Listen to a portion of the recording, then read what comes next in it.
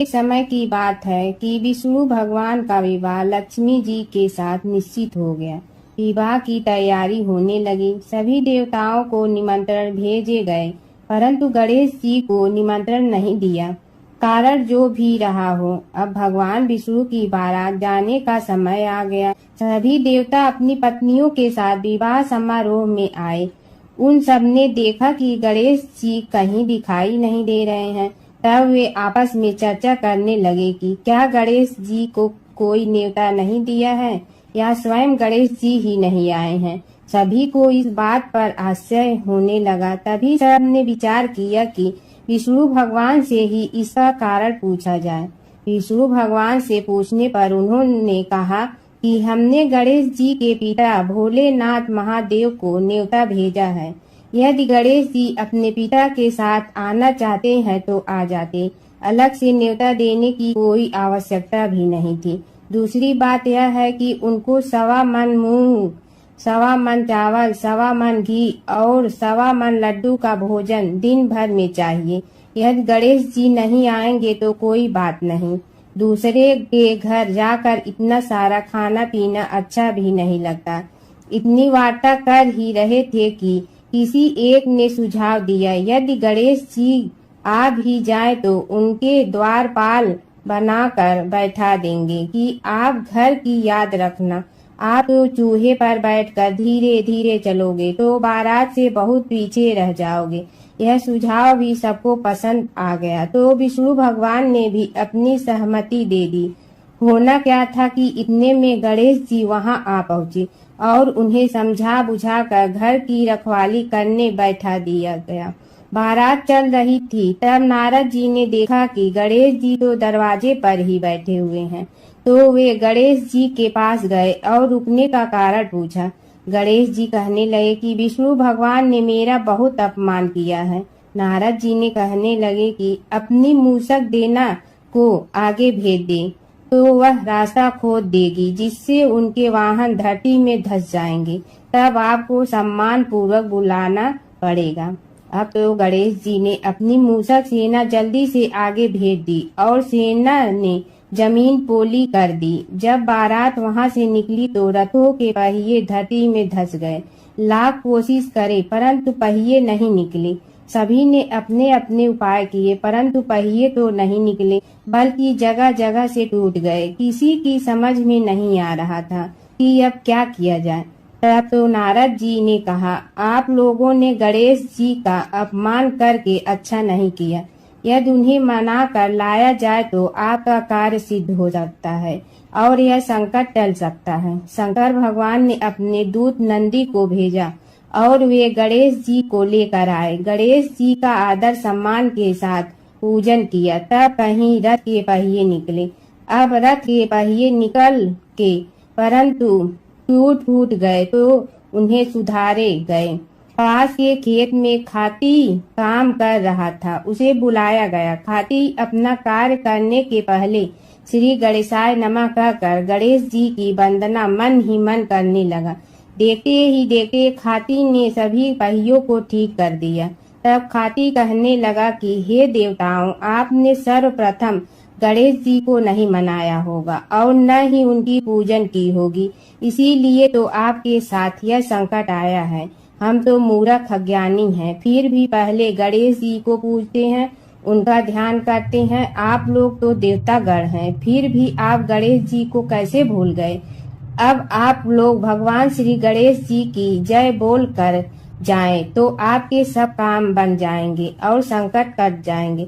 ऐसा कहते हुए बारात वहां से चल दी और विष्णु भगवान को लक्ष्मी जी के साथ विवाह संपन्न करा के सभी सकुशल घर लौट आए। हे गणेश जी महाराज, आपने विष्णु को जैसे कारज सारियो ऐसे कारज सबको सिद्ध कर जो। बोलो गजानन भगवान की जय। माँ लक्ष्मी भगवान विष्णु के पैर क्यों दबाती हैं, आइए जानते हैं पौराणिक कथा के बारे में। एक बार नारद जी ने माँ लक्ष्मी से पूछा कि वो हमेशा विष्णु जी के पैर क्यों दबाती रहती हैं। लक्ष्मी जी ने जवाब दिया कि चाहे मनुष्य हो या फिर देवी देवता, ग्रहों के प्रभाव से कोई अछूता नहीं रहता है। महिलाओं के हाथ में देवगुरु बृहस्पति का वास होता है तो पुरुषों के पैरों में दैत्य गुरु शुक्राचार्य का। ऐसे में जब भी कोई महिला पुरुष के चरण दबाती है तो देव और दानव का मिलन होता है और इससे धन लाभ का योग बनता है। यही कारण है कि मैं हमेशा श्री हरि के चरण दबाती हूँ। पुराणों के अनुसार लक्ष्मी जी को भगवान विष्णु ने अपने पुरुषार्थ के बल पर ही अपने बस में रखा था, जो हमेशा सभी के कल्याण का भाव रखते हैं। जो लक्ष्मी जी विष्णु जी के पास हैं वो धन और संपत्ति है। श्री हरि इनका उचित प्रयोग जानते हैं। यही कारण है कि महालक्ष्मी श्री विष्णु के पैरों में उनकी दासी बनकर रहती हैं। इसके अलावा भी इससे जुड़ी एक पौराणिक कथा है। एक अन्य पौराणिक कथा के अनुसार लक्ष्मी जी की बहन अलक्ष्मी उनसे ईर्ष्या करती थी। ऐसा इसलिए क्योंकि अलक्ष्मी बिल्कुल भी आकर्षण नहीं थी। उनकी आंखें भड़कीली, बाल फैले हुए और बड़े बड़े दांत थे। देवी लक्ष्मी जब भी अपने पति यानी श्री हरि के साथ होती थी तब अलक्ष्मी हमेशा वहां पहुंच जाती थी। यह बर्ताव लक्ष्मी जी को बिल्कुल पसंद नहीं आता था। उन्होंने अलक्ष्मी से कहा कि तुम मुझे और मेरे पति को अकेला क्यों नहीं छोड़ देती। तब अलक्ष्मी ने कहा कि उनकी कोई पूजा नहीं करता है, इसलिए जहाँ भी लक्ष्मी जी जाएंगी वो वहाँ उनके साथ आएगी। यह सुन देवी लक्ष्मी क्रोधित हो गई और अलक्ष्मी को शाप दे दिया। उन्होंने कहा कि मृत्यु के देवता तुम्हारे पति हैं। गंदगी, ईर्ष्या, लालच, आलस, रोष जहाँ भी होगा तुम वहीं निवास करोगी। ऐसे में माँ लक्ष्मी हमेशा ही अपने पति के चरणों की गंदगी दूर करती रहती हैं, जिससे अलक्ष्मी कभी भी उनके पास न आ पाएँ। कहा जाता है कि सौभाग्य और दुर्भाग्य एक साथ चलते हैं। ऐसे में दुर्भाग्य कई बार आपके जीवन में प्रवेश करने के मौके तलाशता रहता है। अलक्ष्मी भी इसी तरह घर के बाहर बैठकर लक्ष्मी के जाने का इंतजार करती हैं। जहाँ पर गंदगी मौजूद होती है या लालच और ईर्ष्या होती है वहाँ पर कलह और कलेश का वातावरण बन जाता है। इससे यह संकेत मिलता है कि घर में अलक्ष्मी का प्रवेश हो चुका है। ऐसे में लोगों को माँ लक्ष्मी की पूजा निरंतर करते रहना चाहिए, जिससे अलक्ष्मी घर में प्रवेश न कर पाए। महालक्ष्मी व्रत कथा। प्राचीन काल की बात है। एक गांव में एक ब्राह्मण रहता था। वह ब्राह्मण नियमानुसार भगवान विष्णु का पूजन प्रतिदिन करता था। उसकी भक्ति से प्रसन्न होकर भगवान विष्णु ने उसे दर्शन दिए और इच्छा अनुसार वरदान देने का वचन दिया। ब्राह्मण ने माता लक्ष्मी का वास अपने घर में होने का वरदान मांगा। ब्राह्मण के ऐसा कहने पर भगवान विष्णु ने कहा, यहाँ मंदिर में प्रतिदिन एक स्त्री आती है और वह यहाँ गोबर के उपले थापती है। वही माता लक्ष्मी है। तुम उन्हें अपने घर में आमंत्रित करो। देवी लक्ष्मी के चरण तुम्हारे घर में पड़ने से तुम्हारा धन धान्य से भर जाएगा। ऐसा कहकर भगवान विष्णु अदृश्य हो गए। अब दूसरे दिन सुबह से ही ब्राह्मण देवी लक्ष्मी के इंतजार में मंदिर के सामने बैठ गई। जब उसने लक्ष्मी जी को गोबर के उपले थापते हुए देखा तो उसने उन्हें अपने घर पधारने का आग्रह किया। ब्राह्मण की बात सुनकर लक्ष्मी जी समझ गई कि यह बात ब्राह्मण को विष्णु जी ने ही कही है, तो उन्होंने ब्राह्मण को महालक्ष्मी व्रत करने की सलाह दी। लक्ष्मी जी ने ब्राह्मण से कहा कि तुम 16 दिन तक महालक्ष्मी व्रत करो और व्रत के आखिरी दिन चंद्रमा का पूजन करके अर्घ देने से तुम्हारा व्रत पूर्ण हो जाएगा। ब्राह्मण ने भी महालक्ष्मी के कहे अनुसार व्रत किया और देवी लक्ष्मी ने भी उनकी मनोकामना पूर्ण की। उसी दिन से यह व्रत श्रद्धा से किया जाता है। महालक्ष्मी व्रत कथा। पौराणिक कथा अनुसार एक बार भगवान विष्णु मृतलोक यानी भूलोक में गमन करने के लिए निकल पड़े। माता लक्ष्मी ने भी निवेदन किया कि वह भी उनके साथ आना चाहती हैं। भगवान विष्णु उनके स्वभाव से परिचित थे, इसलिए पहले ही उन्हें किया कि मैं आपको एक ही शर्त पर साथ लेकर चल सकता हूँ। माता लक्ष्मी मन ही मन बहुत खुश हुई कि चलो शर्त ही सही, भगवान साथ ले जाने के लिए तो माने। माता फटाक से बोली, मुझे सारी शर्तें मंजूर है। भगवान विष्णु ने कहा, जो मैं कहूँ, जैसा मैं कहूँ, आपको वैसा ही करना होगा। माता बोली, ठीक है, आप जैसा कहेंगे मैं वैसा ही करूँगी। दोनों भूलोक पर आकर विचरण करने लगे। एक जगह रुककर श्री हरि ने माता से कहा कि मैं दक्षिण दिशा की तरफ जा रहा हूँ, आपको यहीं पर मेरा इंतजार करना होगा। यह कहकर भगवान विष्णु दक्षिण दिशा की तरफ बढ़ गए।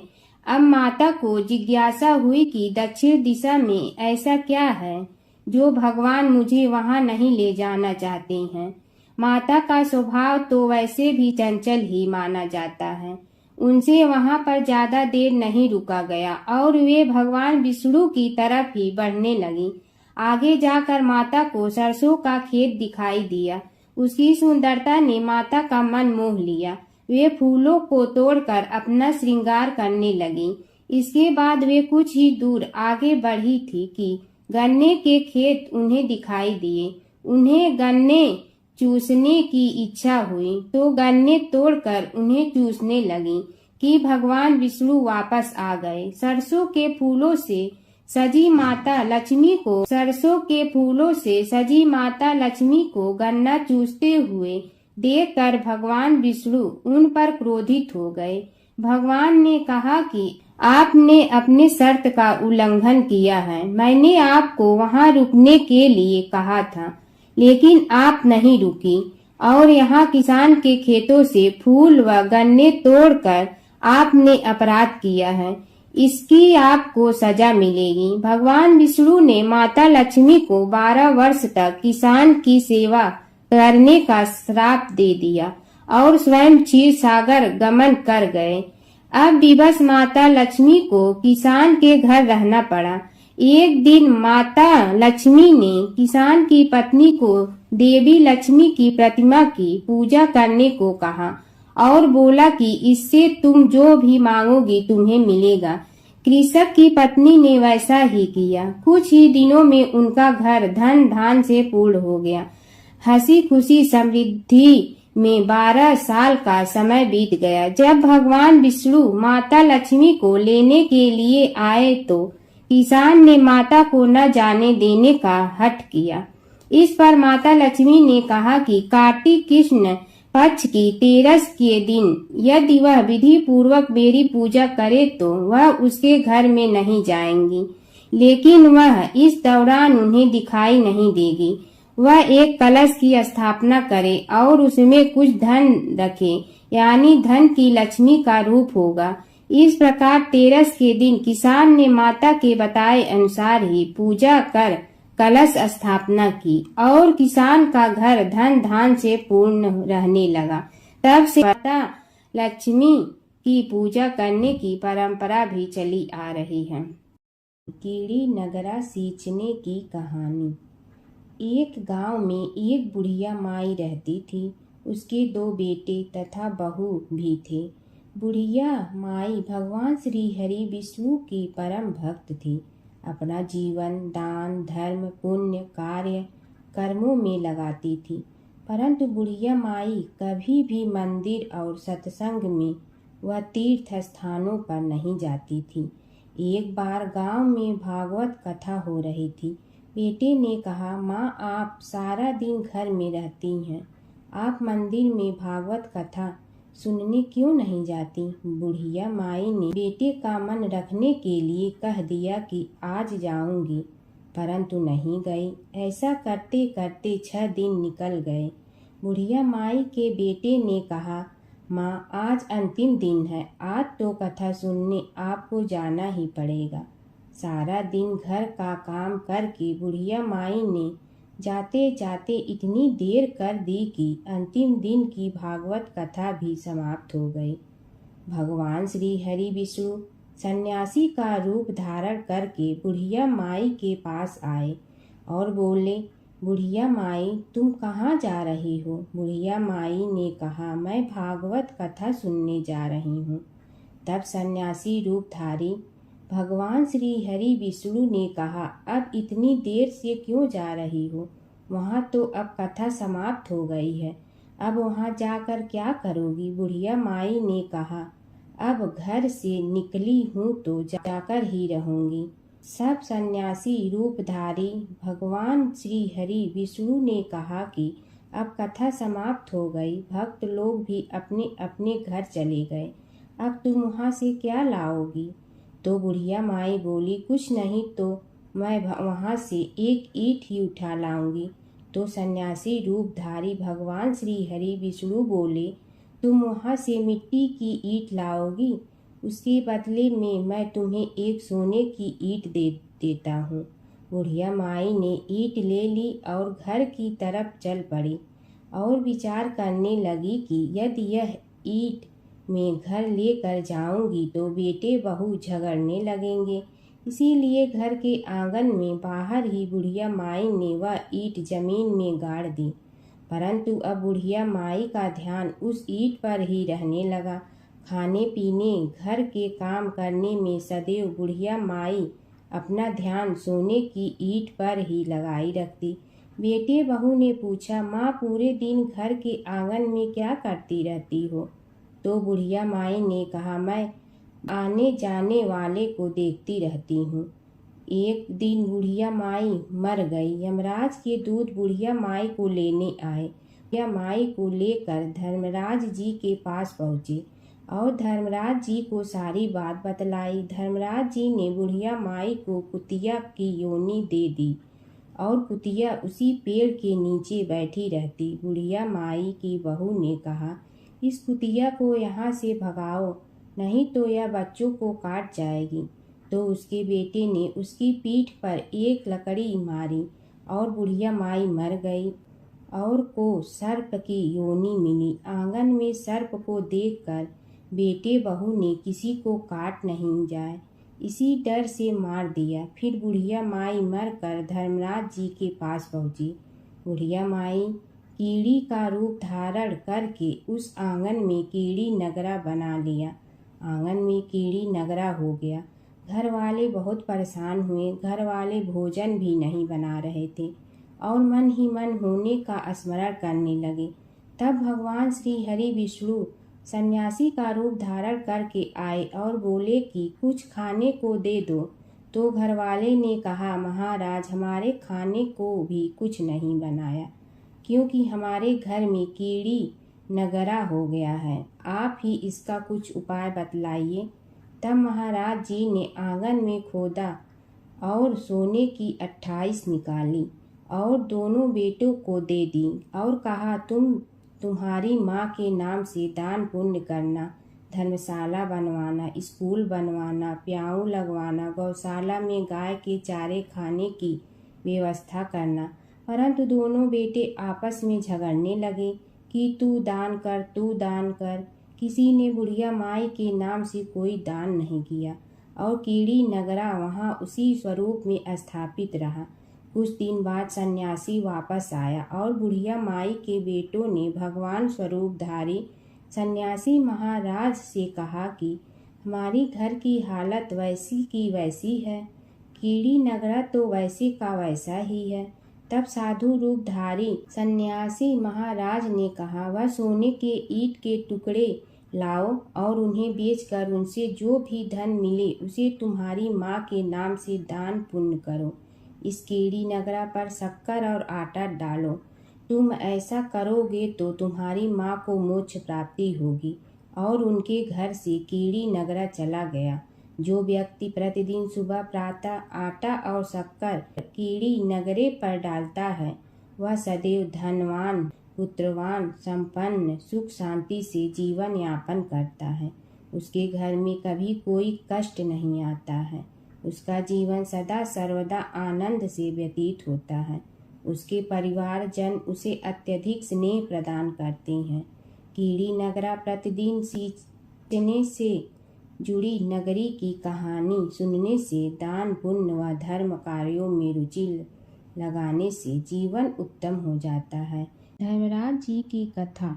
दो सेठानियाँ थी। एक के घर में धन बहुत था पर वह कंजूस थी। दूसरी के पास धन थोड़ा कम था पर मन से वह बहुत अमीर थी।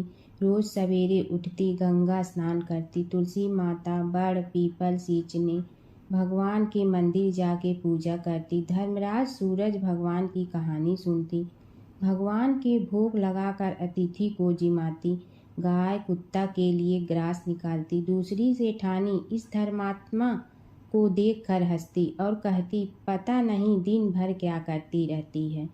थोड़े समय बाद दोनों सेठानियों को भगवान का बुलावा आया। धर्मात्मा सेठानी के तो यमराज जी ने विमान भेजा और दूसरी को दूत मारते ही ले गया। रास्ते में सेठानी बोली, मेरे को भूख लगी है।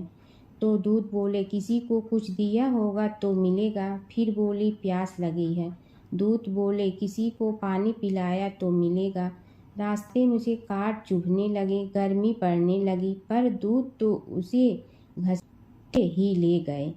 अब सेठानी बहुत पछताने लगी कि सब कुछ होते हुए भी दान धर्म नहीं किया। इतने में यमराज का दरबार आया। धर्मात्मा बुढ़िया को भगवान के पास सिंहासन मिला और वह उस पर बैठी थी। उधर दूसरी सेठानी को तपते कुंड में डाल दिया। अब सेठानी यमराज से बोली, मुझे 1.25 पहर का जीवन दान दे दो, मैं वापस आकर दंड भोग लूंगी। यमराज बोले, ठीक है। सेठानी के शरीर में वापस प्राण डाल दिए। संसार में आते ही पंडितों को बुलाकर सेठानी ने धर्मराज की कथा सुनी, सब तरह से धर्म किया। इतने में समय पूरा हो गया। अब की बार विमान आया। 1.25 पहर के दान धर्म से सेठानी को स्वर्ग मिला। तुलसी माता की कथा।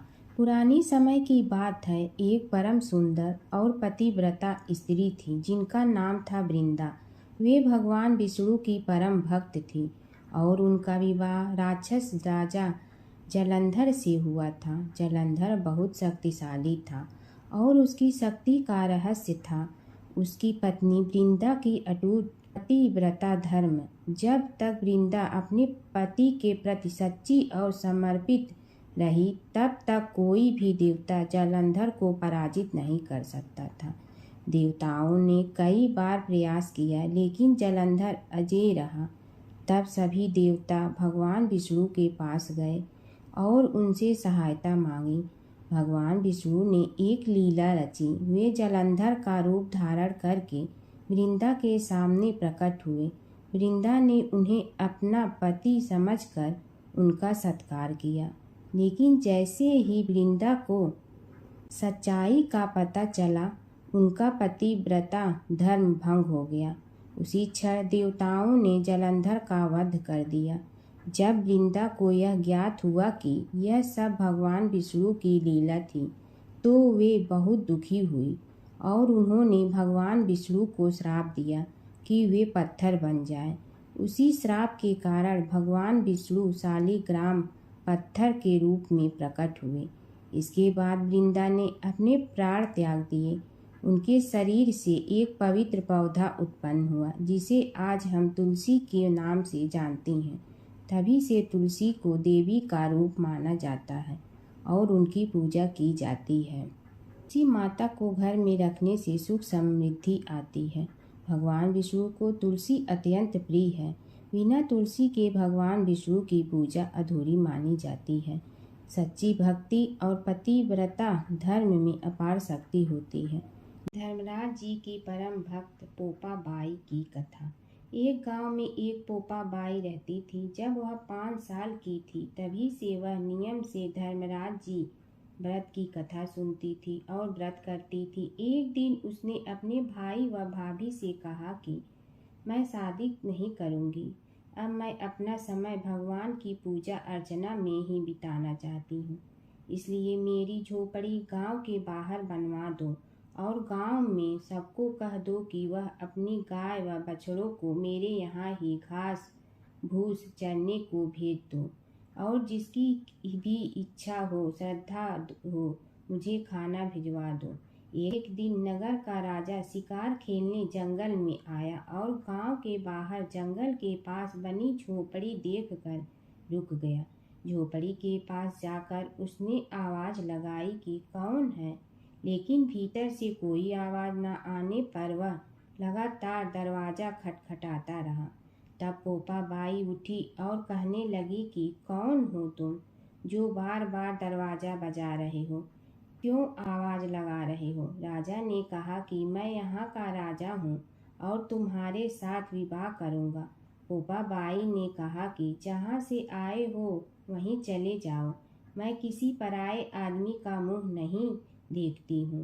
राजा ने पोपा बाई की एक नहीं सुनी और जबरदस्ती उठा ले गया। तब पोपा बाई ने राजा को श्राप दिया कि तुम्हारा सारा राजपाट नष्ट हो जाएगा। महल में आने पर राजा की रानियों ने सारी बात सुनकर राजा से अनुरोध किया कि पोपा बाई को वहीं वापस छोड़ आओ। राजा जब पोपा बाई को वापस झोपड़ी में छोड़ने जाने लगा तो रास्ते में पाप की नदी आई, जिसमें राजा डूब गया। कुछ समय बाद पोपा बाई मृत्यु के बाद धर्मराज जी के यहाँ पहुंची और धर्मराज जी ने उन्हें स्वर्ग का राज दे दिया। एक बार एक सेठ व सेठानी मृत्यु लोक से स्वर्ग लोक आए तो उसके द्वार बंद देखकर वह धर्मराज जी से द्वार खोलने का आग्रह करते हैं। धर्मराज जी कहते हैं, इस द्वार पर पोपा बाई का राज है।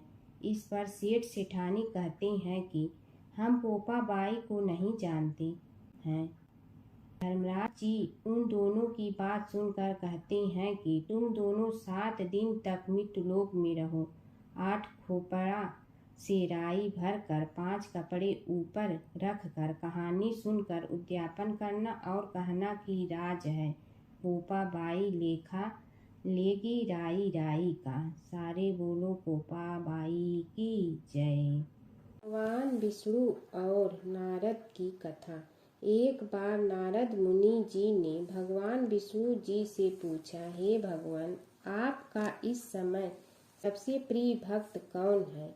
अब विष्णु तो भगवान हैं, सो झट से समझ गए अपने भक्त नारद मुनि की बात और मुस्कुरा कर बोले, मेरा सबसे प्रिय भक्त उस गांव का एक किसान है। यह सुनकर नारद मुनि जी थोड़ा निराश हुए और फिर से एक प्रश्न किया, हे भगवान, आपका बड़ा भक्त तो मैं हूँ, तो फिर सबसे प्रिय क्यों नहीं। भगवान विष्णु जी ने नारद मुनि जी से कहा, इसका जवाब तो तुम खुद ही दोगे। जाओ एक दिन उसके घर रहो और फिर सारी बात मुझे बताना। नारद मुनि जी सुबह सवेरे मुंह अंधेरे उस किसान के घर पहुंच गए। देखा अभी अभी किसान जगा है और उसने अब सबसे पहले अपने जानवरों को चारा देता, फिर मुंह धोता, दैनिक कार्यों से निवृत्त होता, जल्दी जल्दी भगवान का नाम लिया, रूखी सूखी रोटी खाकर जल्दी जल्दी अपने खेतों पर चला गया। सारा दिन खेतों में काम किया और शाम को वापस घर आया। जानवरों को अपनी जगह बांधा, उन्हें चारा पानी डाला, हाथ धोया, मुंह धोया, फिर थोड़ी देर भगवान का नाम लिया, फिर परिवार के संग बैठकर खाना खाया और कुछ बातें की और फिर से सो गया। अब सारा दिन यह सब देखकर नारद मुनि जी भगवान विष्णु के पास वापिस आए और बोले, भगवान, मैं आज सारा दिन उस किसान के संग रहा, लेकिन वो तो ढंग से आपका नाम भी नहीं ले सकता। उसने थोड़ी देर सुबह थोड़ी देर शाम को और भी जल्दी जल्दी आपका ध्यान किया और मैं तो 24 घंटे सिर्फ आपका ही नाम जपता हूँ। क्या आपका सबसे प्रिय भक्त वो गरीब किसान ही है। भगवान विष्णु जी ने नारद की बात सुनकर कहा, अब इसका जवाब भी तुम मुझे खुद ही देना। और भगवान विष्णु जी ने एक कलश अमृत से भरा नारद मुनि को थमाया और बोले, इस कलश को लेकर तुम तीनों लोगों की परिक्रमा करके आओ, लेकिन ध्यान रहे अगर एक बूंद भी अमृत नीचे गिरा तो तुम्हारी सारी भक्ति और पुण्य नष्ट हो जाएगी। नारद मुनि तीनों लोकों की परिक्रमा करके जब भगवान विष्णु के पास वापस आए तो खुश होकर बोले, भगवान मैंने एक बूंद भी अमृत नीचे नहीं गिरने दिया। विष्णु भगवान ने पूछा, और इस दौरान तुमने मेरा नाम कितना बार लिया, मेरा स्मरण कितनी बार किया? तो नारद बोले, अरे भगवान जी, मेरा तो सारा ध्यान इस अमृत पर था, फिर आपका ध्यान कैसे करता? भगवान विष्णु ने कहा, हे नारद, देखो उस किसान को, वो अपना कर्म करते हुए भी नियमित रूप से मेरा स्मरण करता है, क्योंकि जो अपना कर्म करते हुए भी मेरा जाप करे वो ही मेरा सबसे प्रिय भक्त है। तुम तो सारे दिन खाली बैठे ही जप करते हो, और जब तुम्हें कर्म दिया तो मेरे लिए तुम्हारे पास समय ही नहीं था। तो नारद मुनि सब समझ गए और भगवान के चरण पकड़ कर बोले, हे भगवान, आपने मेरा अहंकार तोड़ दिया, आप धन्य हैं। माता सीता की कथा। यह कहानी सीता माता कहती थी और श्री राम इसे सुना करते थे। एक दिन श्री राम भगवान को किसी काम के लिए बाहर जाना पड़ा, तो सीता माता कहने लगी कि भगवान, मेरा तो 12 वर्ष का नित्य नियम है, अब आप बाहर जाएंगे तो मैं अपनी कहानी किसे सुनाऊंगी? श्री राम ने कहा कि तुम कुएं की पाल पर जाकर बैठ जाना और वहाँ जो औरतें पानी भरने आएंगी उन्हें अपनी कहानी सुना देना। सीता माता कुएं की पाल पर जाकर बैठ जाती हैं। एक स्त्री आई, उसने रेशम की जड़ी की साड़ी पहन रखी थी और सोने का घड़ा ले रखा था। सीता माता उसे देख कहती हैं कि बहन, मेरा 12 वर्ष का नित्यनेम सुन लो। पर वह स्त्री बोली कि मैं तुम्हारा नित्यनेम सुनूंगी तो मुझे घर जाने में देरी हो जाएगी और मेरी सास मुझसे लड़ेंगी। उसने कहानी नहीं सुनी और चली गई। उसकी रेशम जड़ी की साड़ी फट गई, सोने का घड़ा मिट्टी के घड़े में बदल गया। सास ने देखा तो पूछा कि ये किसका दोष अपने सिर लेकर आ गई है? बहू ने कहा कि कुएं पर एक औरत बैठी थी, उसने कहानी सुनने के लिए कहा, लेकिन मैंने सुनी नहीं, जिसका यह फल मिला है। बहू की बात सुनकर अगले दिन वही साड़ी और घड़ा लेकर सास कुएं की पाल पर गई।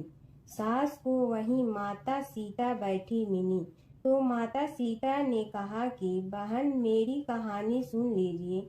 सास बोली कि एक बार छोड़, मैं तो 4 बार कहानी सुन लूंगी। राम आए, लक्ष्मण आए, देश के पुजारी आए, नित नेम का नेम लाए, आओ राम बैठो राम, तपी रसोई जियो राम, माखन मिश्री खाओ राम, दूध बतासा पियो राम, सूत के पलका मोठो राम, साल दुसाला पोठो राम, साल दुसाला ओढ़ो राम, जब बोलो जब राम ही राम, राम संवारे सबके काम, खाली घर भंडार भरेंगे, सबका बेड़ा पार करेंगे, श्री राम जय जय राम। सास बोली कि बहन, कहानी तो बहुत अच्छी लगी। कहानी सुनकर सास घर चली गई और उसकी साड़ी फिर से रेशम जड़ी की बन गई। मिट्टी का घड़ा फिर सोने के घड़े में बदल गया। बहू कहने लगी, सासू माँ, आपने ये सब कैसे किया? सास ने कहा कि बहू, तू दोष लगा के आई थी और मैं अब दोष उतार कर आ रही हूँ। बहू ने फिर पूछा कि वह कुएं वाली स्त्री कौन है? सास बोली कि वे सीता माता थी। वे पुराने से नया कर देती हैं, खाली घर में भंडार भर देती हैं। वह लक्ष्मी जी का वास घर में कर देती हैं। आदमी की जो भी इच्छा हो उसे पूरा कर देती हैं। बहू बोली कि ऐसी कहानी मुझे भी सुना दो। सास बोली कि ठीक है, तुम भी सुनो। और सास ने कहानी शुरू की।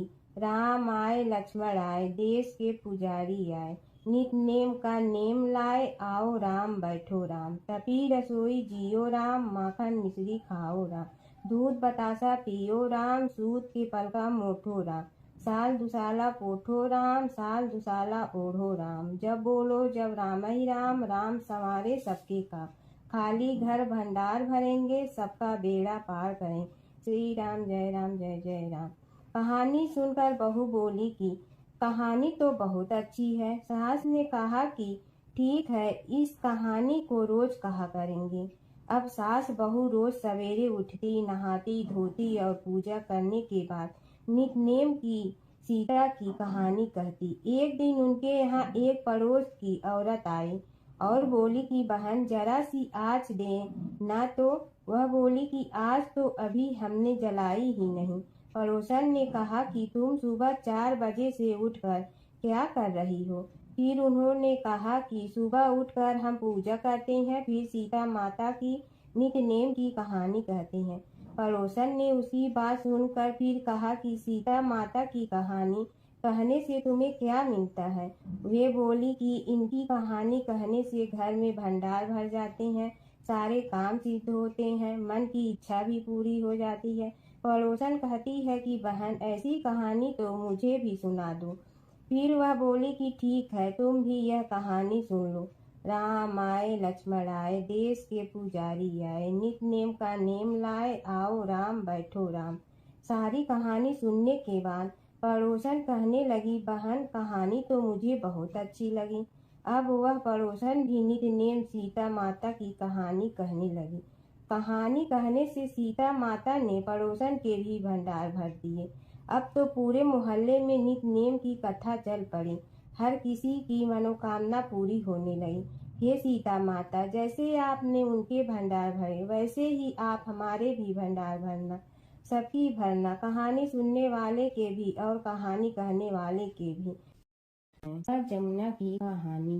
प्राचीन समय में एक गांव था जिसमें 2 बहनें रहा करती थी। एक बहन का नाम गंगा था तो दूसरी बहन का नाम जमुना था। एक बार दोनों बहनें एक साहूकार के खेत से गुजर रही थी तो जमुना ने 13 दाने जौ के तोड़ लिए, जिसे देख गंगा बोली कि तुझे तो ग्रहण लग गया, तूने चोरी की है।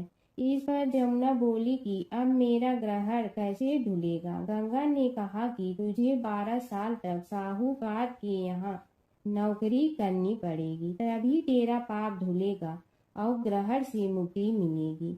जमुना साहूकार के यहाँ नौकरी के लिए जाती है और अपने लिए काम मांगती है। साहूकार उसे काम पर रख लेता है, लेकिन काम करने से पहले जमुना उसे कहती है कि मैं सारे काम करूंगी लेकिन 4 काम नहीं करूंगी।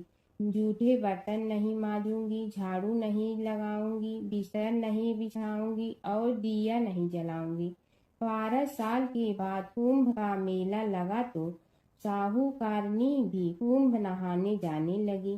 जमुना ने उसे जाते देख कहा कि कुंभ के मेले में मेरी बहन गंगा मिलेगी तो उसे यह सोने का टक्का दे देना, इससे वह अपने हाथों में सुंदर चूड़ियां पहन लेगी। साहूकारनी ने कुंभ के मेले में गंगा को वह सोने का टका दे दिया। गंगा ने उनसे वह टका लेते हुए कहा कि मेरी बहन को कहना कि उसके 12 वर्ष पूरे हो गए हैं, अब वह वहां वापिस आ जा।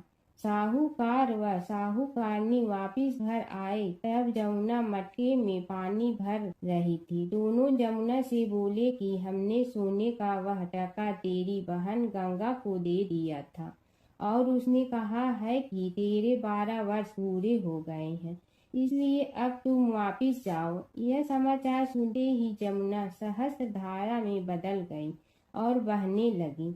जमुना जी का यह रूप देखकर साहूकार और साहूकारनी परेशान हो गई थी। हमारे घर में जमुना माता ने काम किया, हमें तो अब ग्रहण लग गया है, हम यह ग्रहण कैसे उतारेंगे? जमुना भागकर गंगा माता के पास चली गई। गंगा ने जमुना से पूछा कि तुम साहूकारनी से कुछ कहकर आई हो या ऐसे ही बिना बताए आ गई? तब जमुना बोली कि मैं तो कुछ भी बताकर नहीं आई हूँ। गंगा ने कहा कि जा उन्हें धीरज दे आ, नहीं तो उन्हें जीवन भर असंतोष ही रहेगा। गंगा के कहने पर जमुना माता ने साहूकारनी को सपने में दर्शन दिए और कहा कि तुम दोनों उल्टे माथे क्यों पड़े हो, जाओ उठकर खाओ पियो। तब दोनों बोले कि हम कैसे उठे, हमें तो ग्रहण लगा है, क्योंकि हमने उल्टे सीधे और पता नहीं कितने नीच कार्य आपसे कराए हैं। तब जमुना जी बोली कि तुम्हें ग्रहण नहीं लगा है, ग्रहण तो मुझे लगा था कि मैंने तुम्हारे खेत से 13 दाने जौ के चुराए थे। मैं तो अपना ग्रहण उतारने तुम्हारे घर आई थी। मेरा ग्रहण तुम्हारे घर में 12 वर्ष तक रहने से उतर गया है और मेरी मुक्ति हो गई है। जमुना जी ने कहा कि तुम्हें कोई ग्रहण नहीं लगा है, उल्टे मेरे 12 वर्ष तक यहाँ रहने से तुम्हारी भी मुक्ति हो गई है। यह कहकर जमुना जी स्वप्न से चली गई। दोनों उठकर देखते हैं कि उनके घर में पहले से भी अधिक धन हो गया है। हे जमुना माता, जैसे आपने साहूकार व साहूकारनी की मुक्ति कराई, वैसे ही आप अपने सभी भक्तों की करना। बसेरे की कहानी। किसी गांव में एक भाट व एक जाट रहता था। दोनों में घनिष्ठ मित्रता थी। एक बार जाट अपनी बहन के घर जाने को तैयार हुआ तो भाट अपनी ससुराल जाने को तैयार हुआ। दोनों साथ चल पड़े तो रास्ते में रुककर एक कुएं की मुंडेर पर बैठ गए। जाट ने भाट से कहा कि नगर बसेरा कर लेते हैं। इस पर भाट बोला कि तू ही नगर बसेरा कर ले, मैं तो अपनी ससुराल जा रहा हूँ, वहाँ खूब खातिर होगी मेरी, तू कर ले नगर बसेरा। जाट वहीं कुएं के पास बैठ पानी की घंटी और चावल का दाना लेकर नगर बसेरा करने लगा। नगर बसेरा करने के साथ जाट कहने लगा कि नगर बसेरा जो करे सो मल धोवे पाँव, ताता माड़ा तापसी देगी मेरी माँ, माँ देगी मावशी तेगी द्वारका का वास, मीठा मीठा घास वृंदावन का वास, 5 कुल्ठी छठी रास, मेरी जीवड़ो श्री कृष्ण के पास, डालू पानी हो जाए घी, झट से निकल जाए मेरा जी। यह सब कर कर कि वह जाट बहन के पास चल पड़ा। जाट की बहन ने भाई के आने पर उसकी खातिर की खी बूरा के साथ भाई को जिमाया। दोनों ने बैठकर ढेर सारी बातें की। इधर भाट अपने ससुराल पहुंचा तो वहां आग लगी हुई थी। आग बुझाने वह भी लग गया, जिसमें हाथ मुंह भी काले हो गए और खुद भी थोड़ा सुलझ गया। ना रोटी ना पानी के लिए ही किसी ने पूछा। एक पड़ोसन आई तो उसने भाट की सास को कहा कि जमाई आया है, जरा उस आओ भगत कर लो। बुढ़िया बोली कि सब कुछ तो जल गया है, अब कहाँ से आओ भगत करूं। तब पड़ोसन ने ही भाट को एक रोटी के साथ छाछ दी। उसने वही खाकर गुजारा किया। शाम को दोनों फिर घर की ओर चल पड़े और रास्ते में मिल गए और एक दूसरे का हाल पूछा। भाट बोला कि मेरी ससुराल में तो आग लगी हुई थी, आग बुझाते मैं खुद काला हो गया हूँ, ना रोटी मिली ना पानी। जाट बोला कि मेरी तो बहुत खातिर हुई। फिर बोला कि मैंने कहा था ना कि नगर बसेरा कर ले, अब कर ले। लेकिन भाट ने फिर मना कर दिया।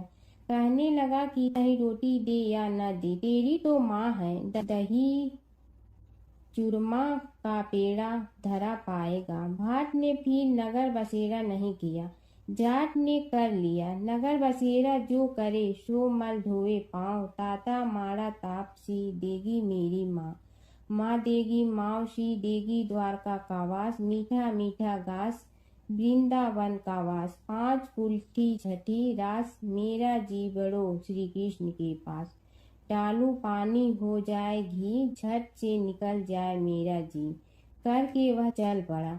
घर पहुँचते ही जाट की मावशी ने बहुत लाड प्यार किया। उधर भाट घर गया तो उसकी भैंस खो गई थी। बाप एक लाठी रखे तो दूसरी उठाए और कहने लगा कि ससुराल गया तो आग लगा दी, अब यहाँ आया तो भैंस खो दी। बाप ने कहा कि पहले भैंस लेकर आ, तभी रोटी पानी मिलेगा। सारा दिन भाट भैंस ढूंढता रहा, लेकिन उसे भैंस नहीं मिली। जाट और भाट की मुलाकात फिर से बाजार में हो गई। जाट ने भाट के हाल चाल पूछे तो भाट बोला कि आते ही भैंस खो गई, बस उसी दिन से भैंस ढूंढ रहा हूँ। रोटियां का तो पूछो ही मत। जाट ने कहा कि मैंने तो पहले ही कहा था कि नगर बसेरा कर ले। जाट की बात सुनकर भाट बोला कि तेरे नगर बसेरे में इतनी ताकत है तो चल अब कर लेते हैं। दोनों ने बैठकर नगर बसेरा किया। नगर बसेरा जो करे सो मल धोवे पाँव, ताता माड़ा तापसी देगी मेरी माँ। माँ देगी मौसी देगी द्वारका का वास, मीठा मीठा घास वृंदावन का वास। 5 कुल की छठी रास मेरा जीवड़ो श्री कृष्ण के पास। डालू पानी हो जाए घी, झट से निकल जाए मेरा जी। दोनों के नगर बसेरा करने पर भाट जैसे ही आगे बढ़ा तो उसकी खोई भैंस मिल गई, जिसे लेकर घर पहुंचा। घर पहुंचते ही माँ ने कहा कि लड़के को आते ही घर से निकाल दिया, सारे दिन से ये भूखा प्यासा भटक रहा है। यह कहकर उसकी माँ ने उसको खूब खिलाया पिलाया। इस घटना के बाद सारे नगर में ढिंढोरा पिटवा गया कि तब कोई अपने पीहर या सास से आते जाते नगर बसेरा करें। जैसे भाट को नगर बसेरा करने का फल मिला, वैसे ही हर किसी को मिले। प्राचीन काल की बात है। नैमिषारण्य क्षेत्र में ऋषि महर्षि और साधु संतों का समाज जुड़ा था। उसमें श्री सूत जी भी विद्यमान थे। शौनक जी ने उनकी सेवा में उपस्थित होकर निवेदन किया कि हे अज्ञान रूप घोर तिमिर को नष्ट करने में करोड़ों सूर्यों के समान प्रकाशमान श्री सूत जी हमारे कानों के लिए अमृत के समान जीवन प्रदान करने वाले कथा तत्व का वर्णन कीजिए। हे सूत जी, हमारे हृदयों में ज्ञान के प्रकाश की वृद्धि तथा भक्ति, वैराग्य और विवेक की उत्पत्ति जिस कथा से हो सकती हो, वह हमारे प्रति कहने की कृपा कीजिए। शौनक जी की जिज्ञासा से सूत जी बड़े प्रसन्न हुए। पुरातन इतिहासों के स्मरण से उनका शरीर पुलकायमान हो रहा था। वे कुछ देर उसी स्थिति में विराजमान रहकर कुछ विचार करते रहे और अंत में बोले, शौनक जी, इस विषय में आपके चित्त में बड़ी जिज्ञासा है। आप धन्य हैं जो सदैव ज्ञान की प्राप्ति में तत्पर रहते हुए विभिन्न पुराण कथाओं की जिज्ञासा रखते हैं। आज मैं आपको ज्ञान के परम स्रोत रूप श्री गणेश जी का जन्म कर्म रूप चरित्र सुनाऊंगा। गणेश जी से ही सभी ज्ञानों सभी विद्याओं का उद्भव हुआ है। अब आप सावधान चित्त से विराजमान हो। श्री गणेश जी के ध्यान और नमस्कार पूर्वक उनका चरित्र श्रवण करें। नमस्तस्मै गणेशाय ब्रह्मा विद्या प्रदायिनी यनांगस्त्यसमः साक्षात विघ्न सागर सोसड़े। कैसे हैं वे श्री गणेश जो सभी प्रकार की ब्रह्म विद्याओं को प्रदान करने वाले, अर्थात ब्रह्मा के सगुण और निर्गुण स्वरूप पर प्रकाश डालने और जीव ब्रह्मा का अभेद प्रतिपादन करने वाली विद्याओं के दाता हैं। वे विघ्नों के समुद्रों को महर्षि अगस्त के समान शोषण करने में समर्थ हैं, इसलिए उनका नाम विघ्न सागर शोषक के नाम से प्रसिद्ध है। मैं उन भगवान श्री गणेश जी को नमस्कार करता हूँ। प्रथम पूजा के अधिकारी श्री गणेश जी, यह कहकर सूत जी कुछ समय के लिए मौन हो गए और फिर बोले, शौनक जी, भगवान गणेश जी ही सर्वप्रथम पूजा प्राप्ति के अधिकारी हैं, किसी भी देवता की पूजा करो, पहले उनकी पूजा करो।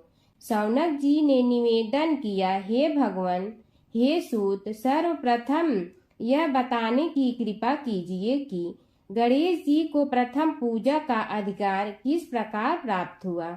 इस विषय में मेरी बुद्धि मोह को प्राप्त हो रही है कि सृष्टि रचयिता ब्रह्मा जी, पालन करता भगवान नारायण और संहार करता शिव जी में से किसी को प्रथम पूजा का अधिकारी क्यों नहीं माना गया। यह त्रिदेव ही तो सबसे बड़ा देवता माने जाते हैं। सूत जी ने कहा, शौनक जी, यह भी एक रहस्य ही है। देखो, अधिकार मांगने से नहीं मिलता, इसके लिए योग्यता होनी चाहिए।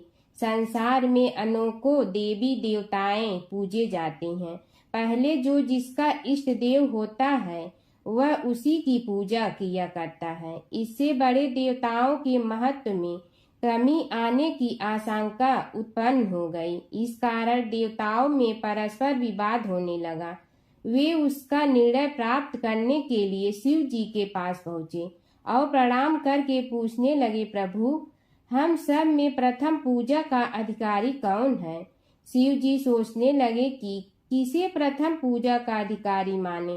तभी उन्हें एक युक्ति सूझी। बोले, देवगण, इसका निपटारा बातों से नहीं तथ्यों से होगा। इसके लिए एक प्रतियोगिता रखनी होगी, शिव की परिक्रमा करने की प्रतियोगिता। देवगण उनका मुख देखने लगे, शंकित हृदय से सोचने लगे कि कैसी प्रतियोगिता रहेगी। यह शिव जी ने उनके मन के भाव ताड़ लिए, इसलिए सांत्वना भरे शब्दों में बोले, घबराओ मत, कोई कठिन परीक्षा नहीं ली जाएगी। बस इतना ही कि सभी अपने अपने वाहनों पर चढ़कर संसार की परिक्रमा करो और फिर यहाँ लौट आओ। जो पहले लौटेगा वही सर्वप्रथम पूजा का अधिकारी होगा। अब क्या देर थी, सभी अपने अपने वाहन पर चढ़कर दौड़ पड़े। किसी का वाहन गजराज था तो किसी का सिंह, किसी का भैंसा तो किसी का मृग, किसी का हंस तो किसी का उल्लू, किसी का अश्व तो किसी का श्वान। अभिप्राय यह है कि वाहनों को विविधता के दर्शन उस समय जितने भले प्रकार से हो सकते थे उतने अन्य समय में नहीं। सबसे गया बीता वाहन गणेश जी का था मूषक, उससे चूहा भी कहते हैं। ऐसे वाहन के बल भरोसे इस प्रतियोगिता में सफल होना तो क्या, सम्मिलित होना भी हास्यास्पद है। गणेश जी ने सोचा, छोड़ो, क्या होगा प्रतियोगिता में भाग लेने से, हम तो यहाँ बैठे रहकर ही तमाशा देखेंगे। वे बहुत देर तक विचार करते रहे। अंत में उन्हें एक युक्ति सूझी। शिव जी स्वयं ही जगदाता हैं, यह संसार उन्हीं का प्रतिबिंब है, तब क्यों न इन्हीं की परिक्रमा कर ली जाए। इनकी परिक्रमा करने से ही संसार की परिक्रमा हो जाएगी। ऐसा निश्चय कर उन्होंने मूषक पर चढ़कर शिव जी की परिक्रमा की और उनके समक्ष जा पहुँचे। शिव जी ने कहा, तुमने परिक्रमा पूर्ण कर ली। उन्होंने उत्तर दिया, जी हाँ। शिव जी सोचने लगे कि इसे तो यहीं घूमते हुए देखा, फिर परिक्रमा कैसे कराया। देवताओं का परिक्रमा करके लौटना आरंभ हुआ और उन्होंने गणेश जी को वहां बैठे देखा तो माथा ठनक गया। फिर भी साहस करके बोले, अरे तुम विश्व की परिक्रमा के लिए नहीं गए। गणेश जी ने कहा, अरे मैं कब का यहाँ आ गया। देवता बोले, तुम्हें तो कहीं भी नहीं देखा। गणेश जी ने उत्तर दिया, देखते कहाँ से, समस्त संसार शिव जी में विद्यमान है। इनकी परिक्रमा करने से ही संसार की परिक्रमा पूर्ण हो गई। सूत जी बोले, शौनक, इस प्रकार गणेश जी ने अपनी बुद्धि के बल पर ही विजय प्राप्त कर ली। उनका कथन सत्य था, इसलिए कोई विरोध करता भी तो कैसे। बस उसी दिन से गणेश जी की प्रथम पूजा होने लगी। सूत जी बोले, हे शौनक जी, यह एक तथ्य है कि गणेश जी ही उसके पात्र हैं। वे बड़े देवता का भी कार्य सिद्धि में विघ्न उपस्थित होने पर उन विघ्नराज का आश्रय न लिया हो। हे शौनक, वे देव भी बड़े दयालु हैं। नाम तो शिव जी का ही आशुतोष है, किंतु वे सर्वात्मा और सर्वरक्षक प्रभु तो शिव जी की अपेक्षा भी शीघ्र ही प्रकट हो जाते हैं। उनका भक्त कभी किसी संकट में नहीं पड़ता। यदि प्रारब्ध वशात कभी किसी विपत्ति में पड़ भी जाता है तो गणेश्वर की उपासना करने पर उनके अनुग्रह से उनके समस्त दुख दूर होकर परम सुख की प्राप्ति होती है। शौनक ने कहा, हे सूत जी, हे महाभाग, हे प्रभु, मैं गणेश जी के विभिन्न चरित्रों का अध्ययन करना चाहता हूँ, तो मुझे बताइए कि किस ग्रंथ का अवलोकन करूं। हे दयामय, आपको तो उनके समस्त चरित्र विदित है कि यदि आप ही उन्हें सुनाने की कृपा करें तो मेरा अत्यधिक उपकार होगा। सूत जी बोले, हे शौनक भगवान, गणेश्वर के इतने चरित्र हैं कि उन सब का कथन इस जीवा से संभव नहीं, क्योंकि प्रभु अनंत, प्रभु चरित्र अनंता वाली बात समस्त विद्वान ऋषि मुनि कहते हैं। फिर भी गणेश जी प्रथम पूजा के अधिकारी होने के कारण समस्त देव चरित्रों में जुड़े हुए हैं, इसलिए उनका प्रभाव भी सर्वाधिक व्यापक है। हे मुने, हे शौनक, वे भगवान सर्व समर्थ हैं। वे सभी का तिरस्कार करने में समर्थ हैं, किंतु उनका तिरस्कार कोई भी नहीं कर सकता। यह त्रिलोक्य उन्हीं भगवान के संकेत पर नित्य करता है। इसकी समस्त क्रियाएं उन्हीं की इच्छा पर आश्रित हैं। हे शौनक भगवान, गणेश्वर स्वयं कहते हैं, शिवे विष्णो च शक्तौ च सूर्ये मयि निराधिप यो भेद बुद्धि योगः स सम्य योगुः मतो मम। हे नरेश्वर, हे वरेण्य, शिव, विष्णु, शक्ति, सूर्य और मुझ गणेश में जो अभेद बुद्धि योग है, मेरे मत में वही सम्यक योग है। इससे यह भी सिद्ध है कि समस्त देवता उन्हीं के स्वरूप हैं। वे ही भगवान विभिन्न कार्य रूपों के अनुसार अपना भिन्न भिन्न नाम रखते हैं। हे मुनि श्रेष्ठ, उन सब देवताओं के चरित्र भी उन्हीं गणराज के चरित्र हैं। यद्यपि सब चरित्र एक ही ग्रंथ में मिलने में संभव नहीं है, फिर भी गणेश्वर के अनेकों प्रमुख चरित्रों का वर्णन गणेश पुराण में हुआ है। राजा सोमकांत का वृतांत कथन। शौनक जी ने पूछा, हे प्रभु, गणेश पुराण का आरंभ किस प्रकार हुआ, यह मुझे बताने की कृपा करें। इस पर सूत जी ने कहने लगे, हे शौनक, यद्यपि गणेश पुराण है तो बहुत प्राचीन, क्योंकि भगवान गणेश्वर तो आदि हैं। न जाने कब से गणेश जी अपने उपासकों पर कृपा करते चले आ रहे हैं।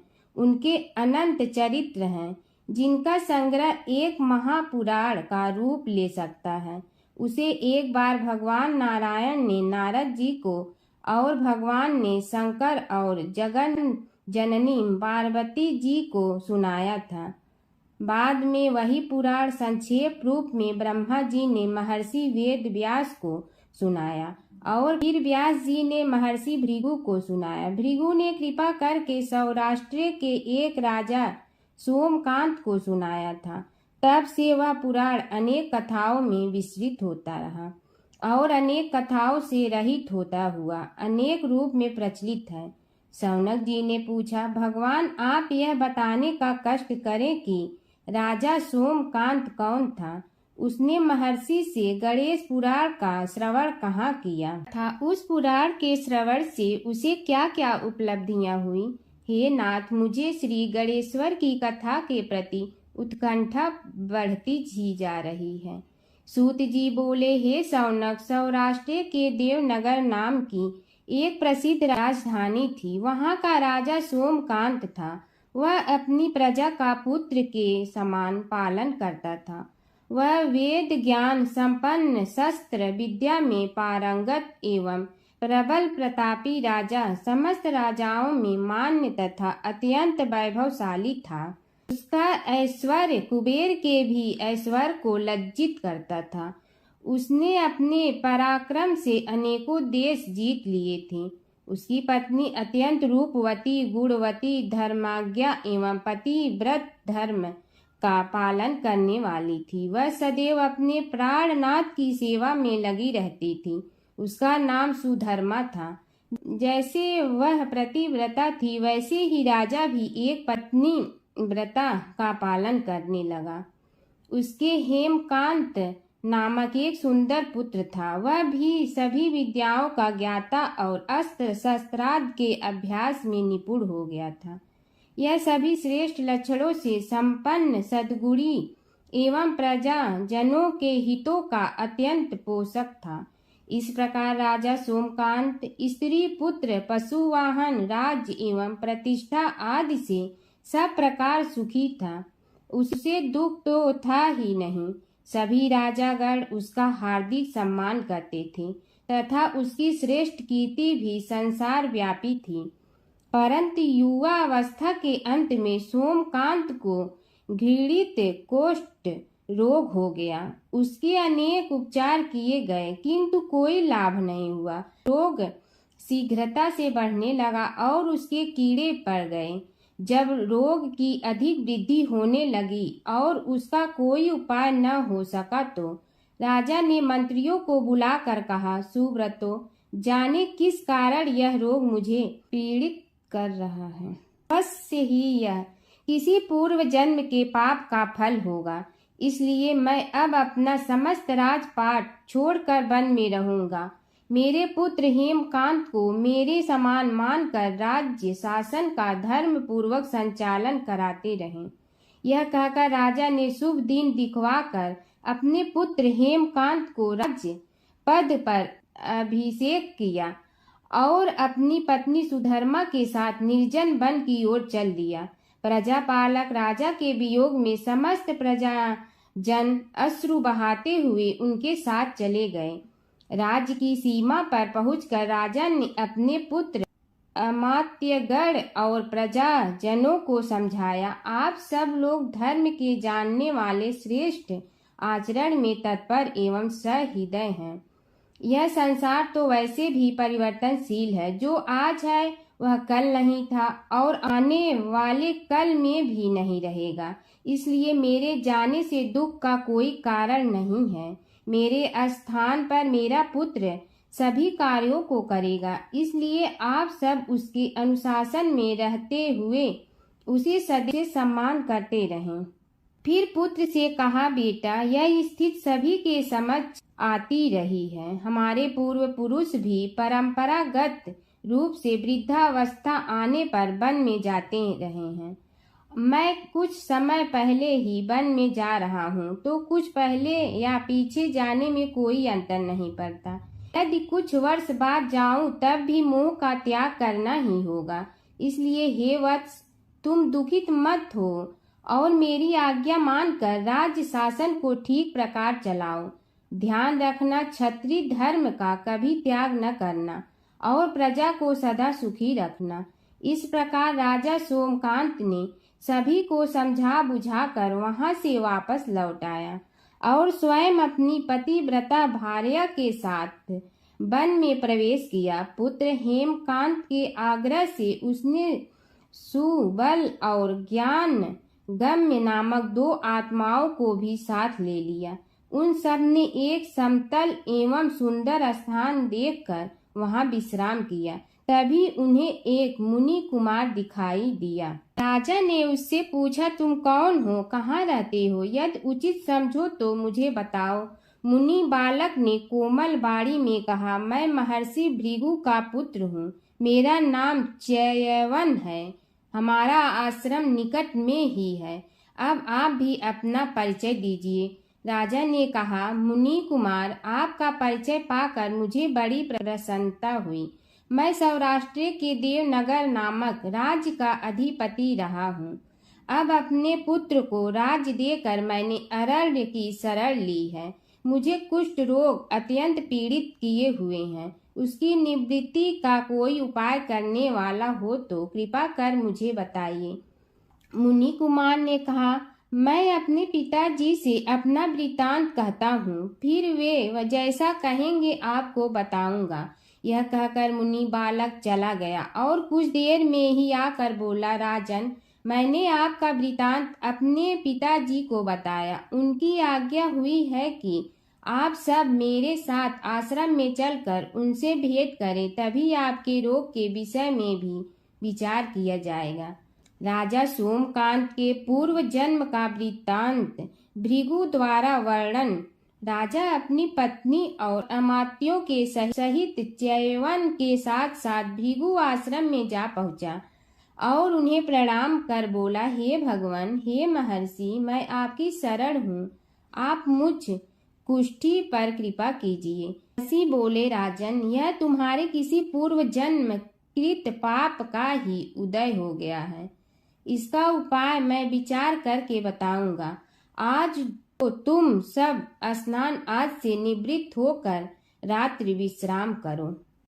महर्षि की आज्ञा अनुसार सबने स्नान, भोजन आदि के उपरांत रात्रि व्यतीत की और प्रातः काल स्नान आदि नित्य कर्मों से निवृत्त होकर महर्षि की सेवा में उपस्थित हुए। महर्षि ने कहा, राजन, मैंने तुम्हारे पूर्व जन्म का वृतांत जान लिया हूँ और यह भी विदित कर लिया है कि किस पाप के फल से तुम्हें इस रोग की प्राप्ति हुई है। यदि तुम चाहो तो उसे सुना दूं। राजा ने हाथ जोड़कर निवेदन किया, बड़ी कृपा होगी मुनिनाथ, मैं उसे सुनने के लिए उत्कंठित हूँ। महर्षि ने कहा, तुम पूर्व जन्म में एक धनवान वैश्य के लाडले पुत्र थे। वह वैश्य विंध्याचल के निकट कौलहार नामक ग्राम में निवास करता था। उसकी पत्नी का नाम सुलोचना था। तुम उसी वैश्य दंपत के पुत्र हुए। तुम्हारा नाम कामद था। तुम्हारा लालन पालन बड़े लाड चाव से हुआ। उन्होंने तुम्हारा विवाह एक अत्यंत सुंदरी वैश्य कन्या से कर दिया था, जिसका नाम कुटुम्बिनी था। यद्यप तुम्हारी भार्या सुशीला थी और तुम्हें सदैव धर्म में निरत देखना चाहती थी, किंतु तुम्हारा स्वभाव वासनांध होने के कारण दिन प्रतिदिन उज्जवल होता जा रहा था। किंतु माता पिता भी धार्मिक थे, इसलिए उनके सामने तुम्हारी उज्ज्वलता दबी रही।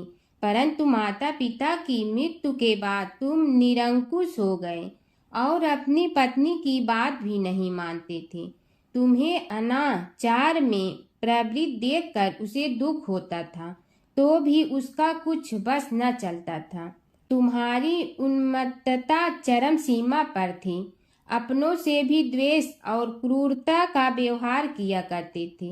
हत्या आदि कराते थे। तुम्हारे लिए सामान्य बात हो गई। पीड़ित व्यक्तियों ने तुम्हारे विरुद्ध राजा से पुकार की। अभियोग चला और तुम्हें राज्य की सीमा से भी बाहर चले जाने का आदेश हुआ। तब तुम घर छोड़कर किसी निर्जन वन में रहने लगे। उस समय तुम्हारा कार्य लोगों को लूटना और हत्या करना ही रह गया। एक दिन माध्याह्न काल था। गुणवर्धक नामक एक विद्वान ब्राह्मण उधर से निकला। बेचारा अपनी पत्नी को लिवाने के लिए ससुराल जा रहा था। तुमने उस ब्राह्मण युवक को पकड़कर लूट लिया। प्रतिरोध करने पर उसे मारने लगे तो वह चित्कार करने लगा, मुझे मत मार, मत मार, देख मेरा दूसरा विवाह हुआ है। मैं पत्नी को लेने के लिए जा रहा हूँ। किंतु तुम तो क्रोधवश में ऐसे लीन हो रहे थे कि तुमने उसकी बात सुनकर भी नहीं सुनी। जब उसे मारने लगे तो उसने श्राप दे दिया, अरे हत्यारे, मेरी हत्या के पाप से तो सहस्त्र कल्प तक घोर नरक भोगोगे। तुमने उसकी कोई चिंता न की और सिर काट लिया। राजन, तुमने ऐसी ऐसी एक नहीं बल्कि अनेक निरीह हत्याएं की थी, जिनकी गणना करना भी पाप है। इस प्रकार इस जन्म में तुमने घोर पाप कर्म किए थे, किंतु बुढ़ापा आने पर जब अशक्त हो गए तब तुम्हारे साथ जो क्रूर कर्मा थे वे भी किनारा कर गए। उन्होंने सोच लिया कि अब तो इसे खिलाना भी पड़ेगा, इसलिए मरने दो यहीं। अमोघ प्रभाव गणेश उपासना का कथन। राजन, अब तुम निरालंब थे, चल फिर तो सकते ही नहीं थे। भूख से पीड़ित रहने के कारण रोगों ने भी घेर लिया। उधर से जो कोई निकलता तुम्हें घृणा की दृष्टि से देखता हुआ चला जाता। तब तुम आहार की खोज में बड़ी कठिनाई से चलते हुए एक जीर्ण शीर्ण देवालय में पहुंचा। उसमें भगवान गणेश्वर की प्रतिमा विद्यमान थी। तब न जाने किस पुण्य के उदय होने से तुम्हारे मन में गणेश जी के प्रति भक्ति भाव जागृत हुआ। तुम निराहार रहकर उनकी उपासना करने लगे। उससे तुम्हें सब कुछ मिला और रोग भी कम हुआ। राजन, तुमने अपने साथियों की दृष्टि बचाकर बहुत सा धन एक स्थान पर गाड़ दिया था। अब तुमने उस धन को उसे देवालय के जीर्णोद्धार में लगाने का निश्चय किया। शिल्पी बुलाकर उस मंदिर को सुंदर और भव्य बनवा दिया। इस कारण कुख्याति सुख्याति में बदलने लगी। फिर यथा समय तुम्हारी मृत्यु हुई। यमदूतों ने पकड़कर तुम्हें यमराज के समक्ष उपस्थित किया। यमराज तुमसे बोले, जीव, तुमने पाप और पुण्य दोनों ही किए हैं और दोनों का ही भोग तुम्हें भोगना है, किंतु पहले पाप का फल भोगना चाहते हो पुण्य का। इसके उत्तर में तुमने प्रथम अपने पुण्य कर्मों के भोग की इच्छा प्रकट की और इसीलिए उन्होंने तुम्हें राजकुल में जन्म लेने के लिए भेज दिया। पूर्व जन्म में तुमने भगवान गणाध्यक्ष का सुंदर एवं भव्य मंदिर बनवाया था, इसलिए तुम्हें सुंदर देह की प्राप्ति हुई। यह कहकर महर्षि भृगु कुछ रुके। उन्होंने देखा कि राजा को इस वृतांत पर शंका हो रही है। तभी महर्षि के शरीर में असंख्य विकराल पक्षी उत्पन्न होकर राजा की ओर झपटे। उनकी चोंच बड़ी तीक्ष्ण थी, जिनसे वे राजा के शरीर को नोच नोच कर खाने लगे। उसके कारण उत्पन्न असहनीय पीड़ा से व्याकुल हुए राजा ने महर्षि के समक्ष हाथ जोड़कर निवेदन किया, प्रभु, आपका आश्रम तो समस्त द्वेष आदि से परे है और यहाँ मैं आपकी शरण में बैठा हूँ। तब यह पक्षी मुझे आकर ही क्यों पीड़ित कर रहे हैं? हे मुनिनाथ, इनसे मेरी रक्षा कीजिए। महर्षि ने राजा के अंतर्वचन सुनकर सांत्वना देते हुए कहा, राजन, तुमने मेरे वचनों में शंका की थी और जो मुझ सत्यवादी के कथन में शंका करते हैं उसे खाने के लिए मेरे शरीर से इसी प्रकार पक्षी प्रकट हो जाते हैं, जो कि मेरे हुंकार करने पर भस्म हो जाया करते हैं। यह कर महर्षि ने हुंकार की और तभी वे समस्त पक्षी भस्म हो गए। राजा श्रद्धावनत होकर उनके समक्ष अश्रुपात करता हुआ बोला, प्रभु, अब आप पाप से मुक्त होने का उपाय कीजिए। महर्षि ने कुछ विचार कर कहा, राजन, तुम पर भगवान गणेश्वर की कृपा सहज रूप से है और वे ही प्रभु तुम्हारे पापों को भी दूर करने में समर्थ हैं। इसलिए तुम उनके पाप नाशक चरित्रों का श्रवण करो। गणेश पुराण में उनके चरित्रों का भले प्रकार वर्णन हुआ है, अतएव तुम श्रद्धा भक्ति पूर्वक उसी को सुनने में चित्त लगाओ। राजा ने प्रार्थना की, महामुनि, मैंने गणेश पुराण का नाम भी आज तक नहीं सुना, तो उनके सुनने का सौभाग्य कैसे प्राप्त कर सकूंगा? हे नाथ, आपसे अधिक ज्ञानी और प्रकांड विद्वान और कौन हो सकता है? आप ही मुझ पर कृपा कीजिए। महर्षि ने राजा की दीनता देखकर उसके शरीर पर अपने कमंडल का मंत्रपूत जल छिड़का। तभी राजा को एक छींक आई और नासिका से एक अत्यंत छोटा काले वर्ण का पुरुष बाहर निकल आया। देखते देखते वह बढ़ गया। उसके भयंकर रूप को देखकर राजा कुछ भयभीत हुआ, किंतु समस्त आश्रमवासी वहां से भाग गए। वह पुरुष महर्षि के समक्ष हाथ जोड़कर खड़ा हो गया। उन्हें उसकी ओर देखा और कुछ उच्च स्वर में बोले, तू कौन है, क्या चाहता है? वह बोला, मैं साक्षात पाप हूँ, समस्त पापियों के शरीर में मेरा निवास है। आपके मंत्रपूत जल के स्पर्श से मुझे विवश होकर राजा के शरीर से बाहर निकलना पड़ा है। अब मुझे बड़ी भूख लगी है, बताइए क्या खाऊं और कहाँ रहूं? महर्षि बोले, तू उस आम के अवकाश स्थान में निवास कर और उसी वृक्ष के पत्ते खाकर जीवन निर्वाह कर। यह सुनते ही वह पुरुष आम के वृक्ष के पास पहुंचा, किंतु उसके स्पर्श मात्र से वह वृक्ष जलकर भस्म हो गया। फिर जब पाप पुरुष को रहने के लिए कोई स्थान दिखाई न दिया तो वह भी अंतर्हित हो गया। हर व्रत कथा के साथ पढ़ी और सुनी जाने वाली लपसी तपसी की यह कहानी। एक लपसी था, एक तपसी था। तपसी हमेशा भगवान की तपस्या में लीन रहता था। लपसी रोजाना सवा सेर की लपसी बनाकर भगवान का भोग लगाकर जीम लेता था। एक दिन दोनों लड़ने लगे। तपसी बोला, मैं रोज़ भगवान की तपस्या करता हूँ, इसलिए मैं बड़ा हूँ। लपसी बोला, मैं रोज़ भगवान को सवा सेर लपसी का भोग लगाता हूँ, इसलिए मैं बड़ा हूँ। नारद जी वहाँ से गुजर रहे थे। दोनों को लड़ता देखकर उनसे पूछा कि तुम क्यों लड़ रहे हो। तपसी ने खुद के बड़ा होने का कारण बताया और लपसी ने अपना कारण बताया। नारद जी बोले, तुम्हारा फैसला मैं करूँगा। दूसरे दिन लपसी और तपसी नहाकर अपनी रोज की भक्ति करने आए तो नारद जी ने छुपकर 1.25 करोड़ की एक एक अंगूठी उन दोनों के आगे रख दी। तपसी की नज़र उस अंगूठी पर पड़ी जो उसने चुपचाप अंगूठी उठाकर अपने नीचे दबा ली।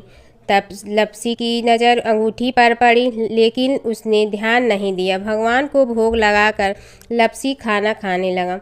नारद जी सामने आए तो दोनों ने पूछा कि कौन बड़ा, तो नारद जी ने तपसी से खड़ा होने को कहा। वो खड़ा हुआ तो उसने नीचे दबी अंगूठी दिखाई पड़ी। नारद जी ने लपसी से कहा, तपस्या करने के बाद भी तुम्हारी चोरी करने की आदत नहीं गई, इसलिए लपसी बड़ा है और तुम्हें तुम्हारी तपस्या का कोई फल भी नहीं मिलेगा।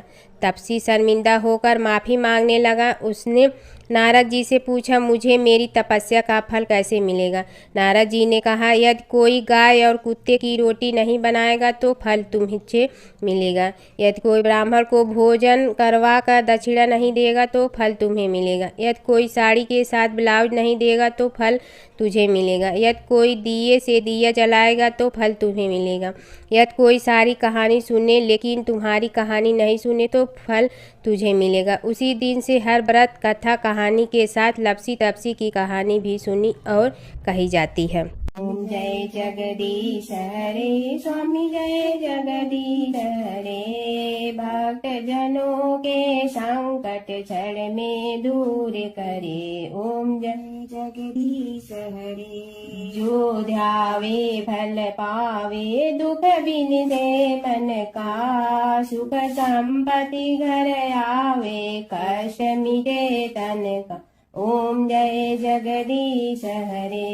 मात पिता तुम मेरे, शरण कहूँ किसकी। तुम विनय और न दूजा, आस करूँ जिसकी। ओम जय जगदीश हरे। तुम पूर्ण परमात्मा, तुम अंतर्यामी। पार ब्रह्म परमेश्वर, तुम सबके स्वामी। ओम जय जगदीश हरे। तुम बिंदा के सागर, तुम पालन करता। मैं मूर्ख कल काम, कृपा करो भरता। ओम जय जगदीश हरे। तुम हो ये कय गोचर, सबके प्राणपति। किस विधि मिलूं दया में, तुमको मैं कुमति। ओम जय जगदीश हरे। दीन बंधु दुख हरता, तुम रक्षक मेरे। अपने हाथ उठाओ, द्वार पड़ा तेरे। ओम जय जगदीश हरे। विषय विकार मिटा, पाप हरो देवा। श्रद्धा भक्ति बढ़ाओ, संतन की सेवा। ओम जय जगदीश हरे। तन मन धन सब तेरा, स्वामी सब कुछ है तेरा। तेरा तुझको अर्पण क्या लागे मेरा। ओम जय जगदीश हरे। जय जगदीश हरे। स्वामी जय जगदीश हरे। भक्त जनों के संकट टलने दूर करे। ओम जय जगदीश हरे, स्वामी जय जगदीश हरे।